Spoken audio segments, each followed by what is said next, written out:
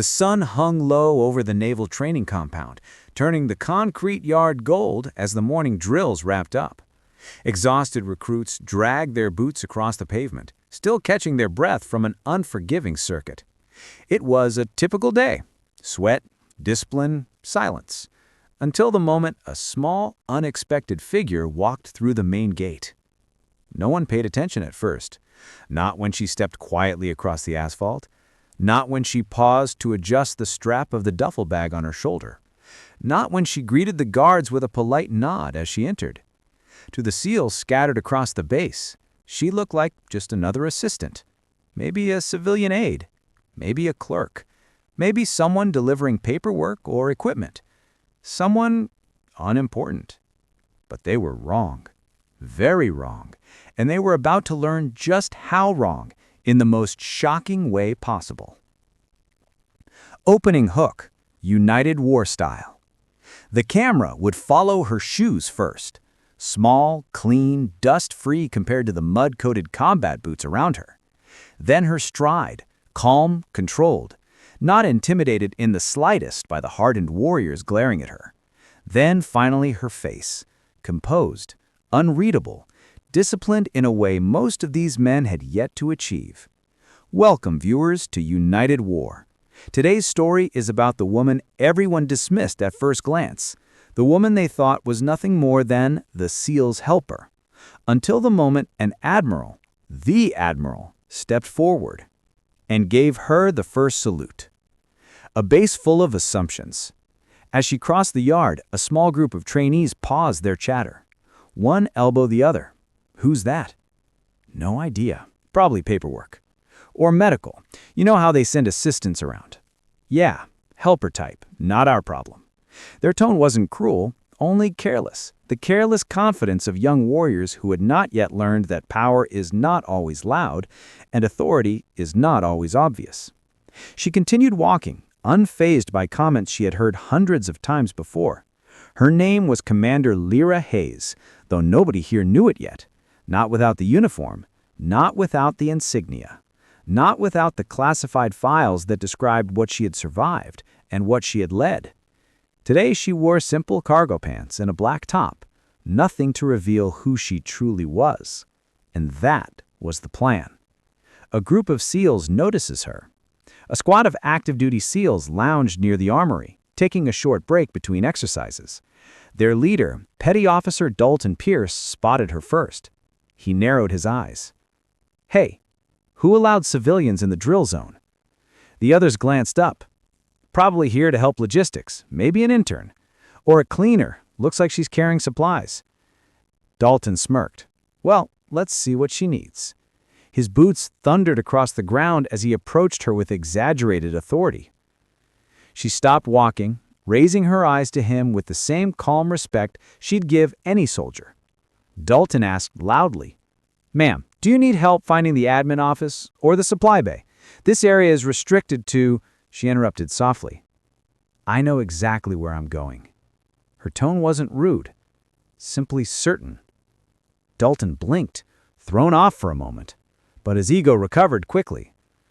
Well, all right then. If you're delivering something, hand it to Master Chief inside. Civilians don't walk around unsupervised. She tilted her head slightly. Is that the rule? Dalton froze. There was something in her voice, a steadiness, a quiet authority that didn't match the person he assumed she was. But before he could respond, another SEAL jogged over, breathless. Dalton, Captain says training resumes in 5. Dalton nodded but kept staring at the woman in front of him. Are you sure you're supposed to be here? He asked again. Not rudely, but not respectfully either. She simply smiled. If I weren't supposed to be here, I promise you'd know it. That sentence lingered in the air longer than any command shout. Dalton felt something tug at the back of his mind. Instinct, maybe. Experience. Some part of him whispered, she's not what she looks like. But he brushed it away. It didn't make sense. As she walked deeper into the base, more eyes followed her. Whispers grew. Some curious, some dismissive, some irritated. Who let her walk around like that? She's not wearing a badge. She's going straight into the secure wing. How? Someone's going to get yelled at. And yet she kept moving.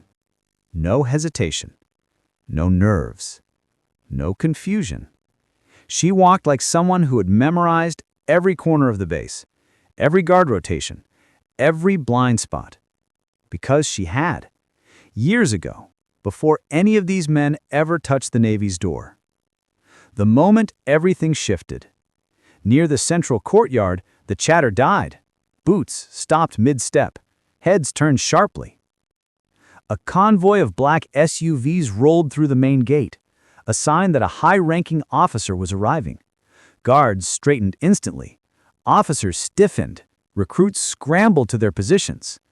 Then the door of the first SUV opened, and Admiral Kenton Rourke stepped out. The man who outranked almost everyone on this base. Conversations halted. Salutes snapped up. Silence dominated. The sun dipped lower over Coronado as the young man, still known to everyone simply as the Helper, walked across the compound with quiet steps. He carried a small box of gear, boots dangling from one side, a hydration pouch from the other. To the SEAL candidates around him, he was invisible background noise. Just another worker, just another pair of hands. But what nobody knew, because he never explained, never corrected, never defended himself, was that he wasn't there for a salary or for recognition. He was there because someone, long ago, had pointed him toward a path he didn't choose, but eventually embraced. Today, that weight pressed a little heavier on his shoulders. As he walked toward the docks, 2 SEAL trainees passed him. One nudged the other. There goes the assistant again, always carrying something. Yeah, he laughed. He's like everyone's errand boy. He heard them. He always did. But as always, he kept walking. Because he knew something they didn't. Titles don't reveal identity. Actions do. Back in the early mornings, before the compound truly woke up, he would often stand near the water, hands in his pockets, watching the waves roll in. To onlookers, it looked like he was simply waiting for instructions. But inside, scenes from years earlier played over and over in his mind. He remembered a cold hospital hallway, a man lying in a bed, the faint beep of a heart monitor, the gentle but firm grip of a hand that had once commanded a platoon. That man was his father, a Navy man, a quiet warrior, a soldier who rarely spoke about his missions, but always spoke about honor. In his final days, he had taken the boy's hand and whispered, "You don't have to follow my footsteps. You just need to follow your purpose. And if you ever lose sight of it, the Navy will show you." He never forgot those words, not even now, all these years later. That afternoon, while the young man was organizing equipment, one of the instructors, Chief Ramos, a stern, no-nonsense SEAL with a gravelly voice, called him over. "You," he pointed, "come with me." The Helper followed him silently across the compound, unsure of what he'd done wrong. Ramos stopped by the armory doors, looked him up and down and asked, "Do you know why you're here?" He shook his head. Ramos leaned in slightly. "Because you move like someone who's been trained, but you act like someone who doesn't want to be seen. That's unusual." The words hit deeper than Ramos could have known. Before the young man could respond, the chief continued, "I've been watching you. You're not just carrying gear. You're studying everything: footwork, breathing, formation movements. You know the routine like someone who belongs inside the training field, not outside it." He swallowed hard, staying silent. Ramos narrowed his eyes. "Who trained you?" A long pause. Then the young man answered softly, "My father." Ramos nodded once, slowly, as if confirming something he already suspected. "Thought so. Follow me." Chief Ramos led him to a small, quiet training mat behind the main building. It wasn't a formal invitation, it wasn't a ceremony. It was simply a space where real tests happened. "Show me your stance." The Helper hesitated. For months, he had avoided showing what he knew. He didn't want attention, didn't want pity, didn't want comparisons to his father. But now, there was no escaping it. He dropped the equipment, stepped forward, and took a fighting stance. Ramos circled him, nodding. "Not bad," the chief muttered. "Where'd you learn foot placement like that?" "My father trained me since I was a kid, but I stopped after he passed." Ramos raised an eyebrow. "Why?" "Because I didn't feel like I earned the right to continue." The chief stared at him for a long moment. Then he said, "Let's find out if you were wrong." Without warning, Ramos lunged. The helper reacted instantly, muscle memory waking up like a spark in dry brush. He dodged, stepped back, blocked a follow-up arm strike, and countered with precise footwork. Ramos stopped mid-motion. A slow smile crept across his face. "You've been hiding a lot." The young man lowered his gaze. Ramos placed a firm hand on his shoulder. "You may not wear the uniform yet, but you carry something most men never will." For the first time, someone saw him not as the helper, but as something more. The whisper that traveled fast. By evening, quiet rumors began circulating. No one knew exactly what happened, but word spread fast among the trainees. "Did you hear? The helper sparred with the chief." "No way. And he didn't get destroyed? I heard he moved like a shadow team recruit. Who is that guy?" They asked each other, but never asked him. He kept working, kept carrying equipment, kept blending into the background. But something had changed. The whispers no longer sounded dismissive. They sounded curious, respectful even. It wasn't recognition yet, but it was the beginning of it. The Admiral's arrival looms. Chief Ramos met him. Morning rose over Coronado like a slow-moving tide, streaking the sky with pale oranges and quiet gold. The compound buzzed with the energy of anticipation. Everyone knew what today meant. Inspection Day. Even seasoned SEAL candidates felt a knot in their stomachs when the Admiral arrived. His eyes were sharp, his standards were brutal, and his presence alone could silence a crowded room. To the young man everyone called the Helper, the day felt like any other. He was at the far end of the compound, sorting gear, checking hydration packs, aligning boots by size.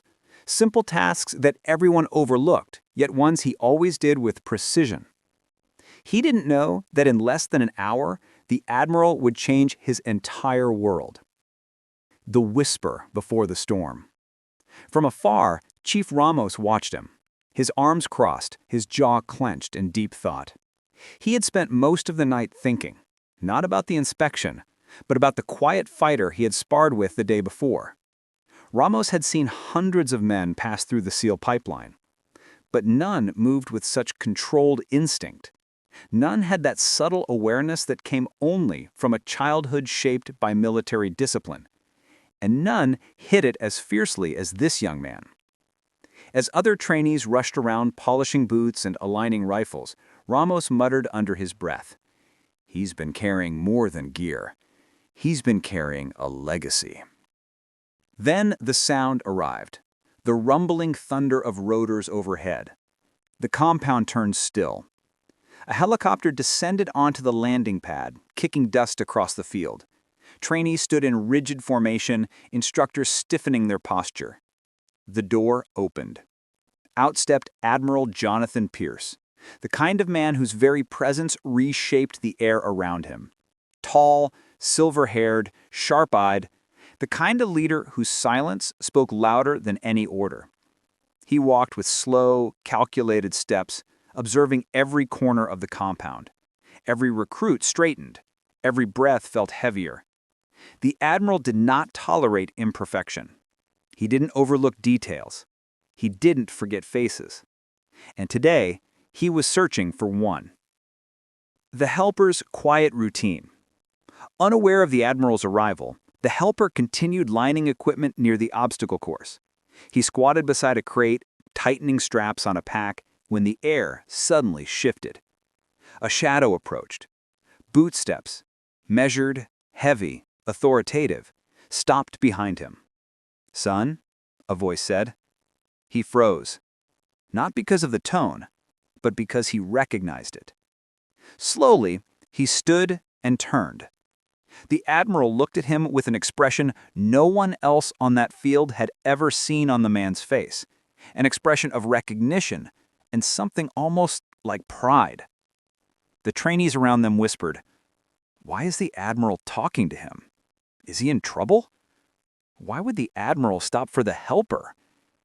They had no answers, because they had never asked the real questions. A name that carried echoes. The Admiral stepped closer. "You look older," he said quietly. "The last time I saw you, you were holding your father's hand." Every sound on the field vanished in an instant. Trainees blinked. Chief Ramos exhaled sharply. No one had ever heard this young man speak about his past, not once. But the Admiral knew him, and not just as a helper, but as the son of a SEAL he once fought beside. The Admiral continued, "Your father was a great man. He saved my life more than once. And when he died, he told me something in private." The helper swallowed hard, his voice barely steady. "What did he say?" The Admiral held his gaze. "He told me, if my boy ever finds his way to the Navy, you give him the respect he won't ask for." Those words pierced the air like a silent detonation. Every trainee who overheard felt their chest tighten. Suddenly, the helper wasn't just a helper. He was someone who had walked through loss, someone carrying a legacy none of them had seen, someone who had been training in the shadows of a man the Admiral himself respected.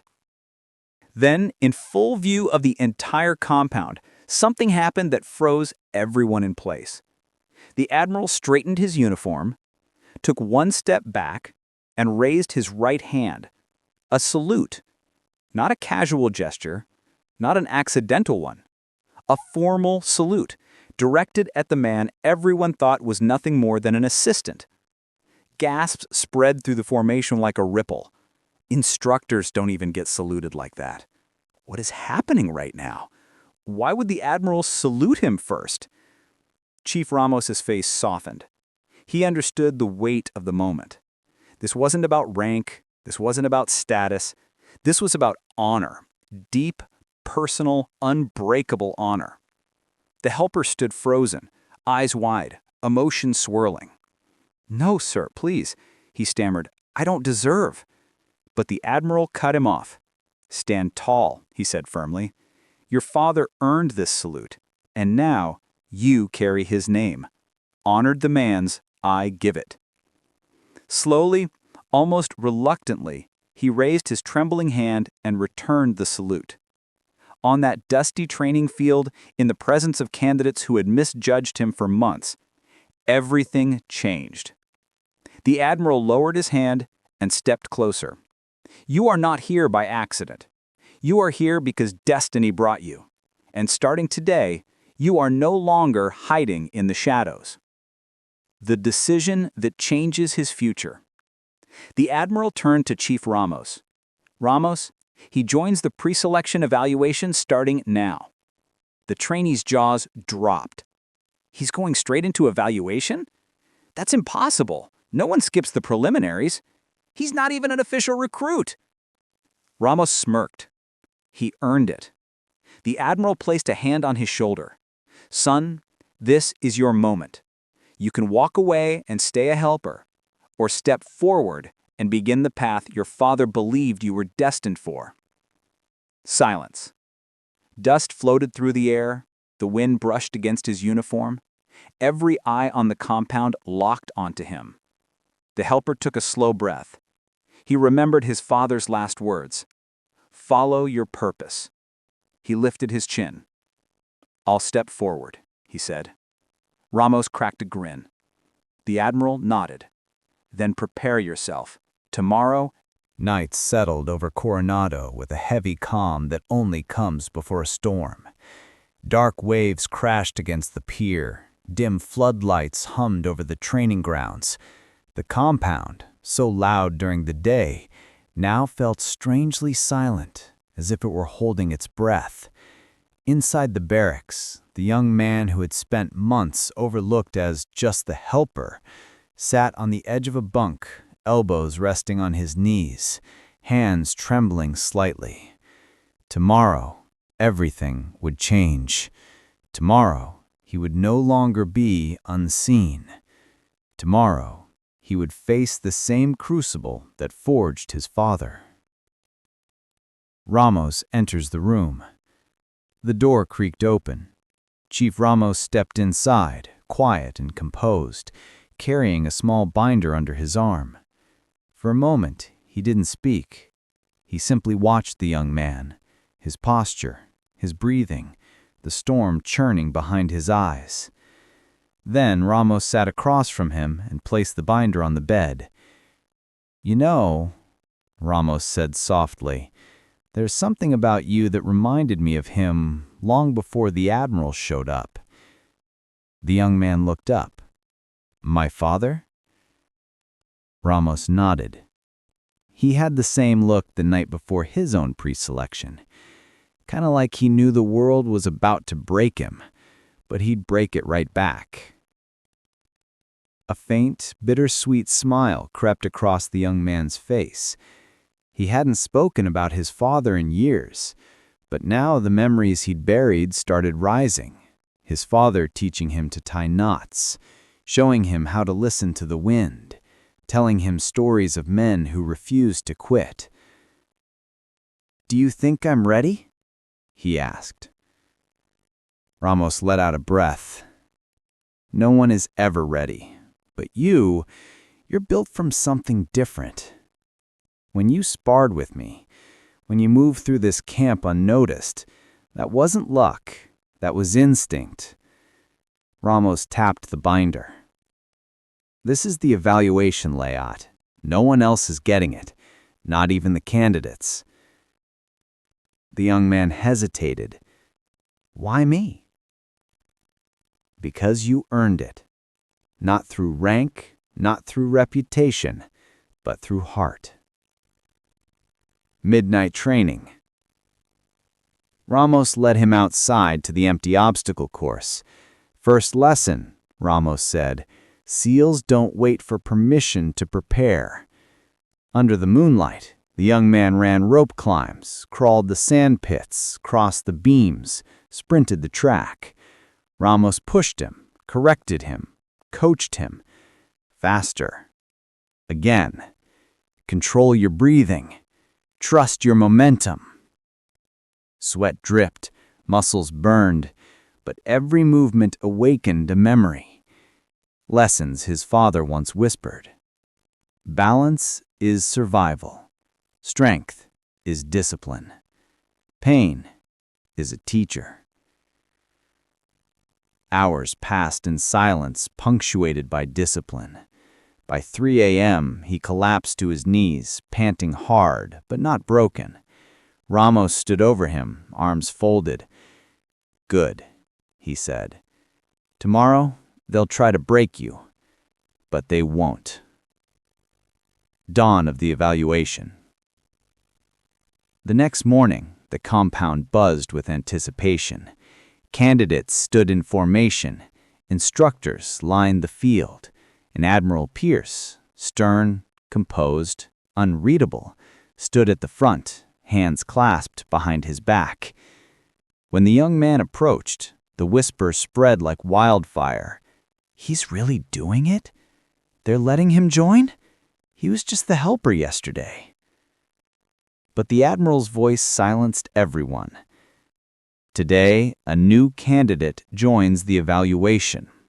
He starts with no rank, no privilege, no shortcuts. He earns his place or he loses it." He paused.